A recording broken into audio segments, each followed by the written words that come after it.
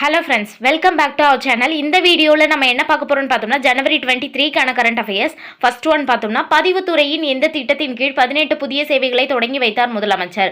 Star 3.0 அப்படின்ற திட்டத்தின் கீழே தான் 18 புதிய சேவைகளை தொடங்கி வச்சிருக்காங்க. இது எதுக்காக அப்படின்னு பார்த்தோம்னா காகிதம் இல்லா ஆவணப்பதிவு, நேரடி வருகை இல்லா ஆவணப்பதிவு, தானியங்கி ஆவணப்பதிவு, அதாவது டிஜிட்டலாகவே நம்ம எல்லா ஆக்சஸும் நம்ம ஆக்சஸ் பண்ணிக்கலாம் அப்படின்ட்டு சொல்கிறாங்க. அதே மாதிரி மறு விற்பனையாகும் கட்டிடங்கள் களப்பணியின்றி அன்றே சான்றிதழ் வழங்குதல், வில்லங்க சான்றிதழ் தேர்தல் உள்ளிட்ட 18 சொத்து தொடர்பான விஷயங்களுக்குலாம் இந்த திட்டத்தை தொடங்கி வச்சிருக்காங்க.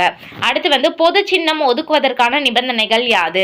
சட்டப்பேரவை தேர்தலாக இருந்தால் சம்பந்தப்பட்ட மாநிலத்தில் பேரவை தொகுதிகளில் 5%, மக்களவை தேர்தலாக இருந்தால் குறைந்தபட்சம் 2 மக்களவை தொகுதிகளில் வேட்பாளர்களை நிறுத்த வேண்டும். அப்பதான் நமக்கு பொது சின்னம் ஒதுக்குவாங்க. இந்த பொது சின்னம் அப்படின்றது அந்த குறிப்பிட்ட தேர்தலுக்கு மட்டும்தான். இப்போ ஒரு தேர்தல் நடக்குதுன்னா அந்த தேர்தலுக்கு மட்டும்தான் அந்த பொது சின்னத்தை நம்ம யூஸ் பண்ணிக்க முடியும். அதுக்கப்புறம் நம்ம மாநில கட்சியை அங்கீகரிக்கிற பட்சத்தில் நமக்கு தனி சின்னம் ஒதுக்குவாங்க. இப்போ ஃப்ரெஷ்ஷாக வர நியூ பார்ட்டிஸ்க்குலாம் இந்த மாதிரியான நிபந்தனைகள் தான் ஃபாலோ பண்ணுவாங்க. அடுத்து உலக பொருளாதார அமைப்பின் ஆண்டு கூட்டம் இந்த ஆண்டு எங்கு நடைபெற்றது? சுவிட்சர்லாந்தின் டாவோஸ் நகரில் தான் நடைபெற்றது. அடுத்து நாட்டின் 77வது குடியரசு தின அணிவகுப்பில் தமிழகத்தின் சார்பில் எந்த கருப்பொருளில் பாரம்பரியத்தையும் நவீனத்தையும் பிரதிபலிக்கும் அலங்கார ஊர்தி இடம்பெற உள்ளது? வளமையின் மந்திரம் தற்சார்பு இந்தியா அப்படின்ற கருப்பொருள்ல தான் இடம்பெற இருக்கு. அணிவகுப்பினுடைய கருப்பொருள், அதாவது இது அலங்கார ஊர்தியினுடைய கருப்பொருள். வளமையின் மந்திரம் தற்சார்பு இந்தியா அப்படின்றது.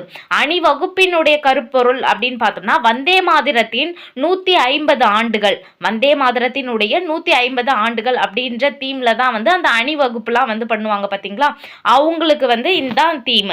அந்த அலங்கார ஊர்தியில் பார்த்தோம்னா முன்பகுதியில் டெக்னோ ஜல்லிக்கட்டு இடம்பெற்றிருக்கும். நடுப்பகுதியில் மின் வாகனம், அதாவது இந்த எலக்ட்ரானிக் வெஹிக்கிள்ஸ், மாசற்ற போக்குவரத்தை முன்னிலைப்படுத்துகிற வகையில் நடுப்பகுதியை அலங்கரிச்சிருக்காங்க. பின்பகுதியில் இயற்கை சூழல், அதாவது நம்ம இயற்கை சூழலில் மாசுபடுத்தாமல் இருக்கணும், தூய்மையாக வச்சுக்கணும் அப்படின்றதுக்காக ஒரு மரம் இடம்பெற்றிருக்கும். இந்த அணிவகுப்பில் தான் முதன்முறையாக அக்னி வீராங்கனைகள் 9 பேர் அணிவகுத்து வர உள்ளனர். அணிவகுப்பில் அக்னி வீராங்கனைகள் எத்தனை பேர்? 9 பேர் அணிவகுத்து வர உள்ளனர். அடுத்து முதல் முறையாக எண்ம தொழில்நுட்ப முறையில் இந்த மக்கள் தொகை கணக்கெடுப்பை நடத்தவும் இந்த பணிகளை மேற்கொள்ளவும் எவ்வளவு கோடி மத்திய அரசு ஒதுக்கியுள்ளது? அதாவது ஃபர்ஸ்ட் டைம் டிஜிட்டலாக பாப்புலேஷன் கால்குலேஷன் பண்ணுறாங்க. இதுக்கு எவ்வளோ அமௌண்ட் ஒதுக்கியிருக்காங்க அப்படின்னு பார்த்தோம்னா 11,718 கோடி ஒதுக்கியிருக்காங்க. இதில் மொத்தம் 33 வகையான கேள்விகள் இடம்பெற இருக்கு. அதாவது இந்த மக்கள் தொகை கணக்கெடுப்பில் 33 வகையான கேள்விகள்லாம் இடம்பெற இருக்கு. ஓகே ஃப்ரெண்ட்ஸ், இந்த வீடியோ உங்களுக்கு பிடிச்சிருந்தா லைக் பண்ணுங்க, உங்க ஃப்ரெண்ட்ஸ்க்கு ஷேர் பண்ணுங்க, மறக்காம சப்ஸ்கிரைப் பண்ணுங்க. தேங்க்ஸ் ஃபார் வாட்சிங்.